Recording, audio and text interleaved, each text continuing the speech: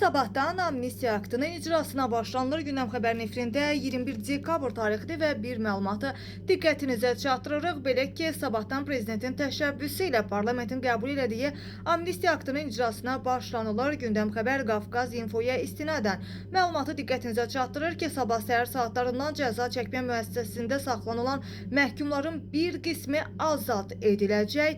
Ümumilikdə 20 min şəxsə aid ediləcək amnistiya aktının icrası 4 ay ərzində icra edilməlidir. Ədliyyə Nazirliyindən bildirilib ki, Konstitusiya və Suverenlik ili münasibəti ilə pensioner müəssisələr üzrə amnistiya aktının tətbiq ediləcəyi məhkum sayı 8 minə yaxındır. İlkin siyahıya əsasən 5 minə yaxın şəxsin azadlıqdan məhrum etmə cəzasından azad edilməsi nəzərdə tutulur. Həmçinin cəzası 6 ay azaldılacaq məhkumların sayı da 3 minə yaxındır. Amnistiya aktı ilkin siyahıya əsasən azadlıqdan məhrum etmə ilə bağlı olmayan cəza növləri ilə əlaqədar ümumilikdə 10 mindən çox şəxsi əhatə eləyəcək.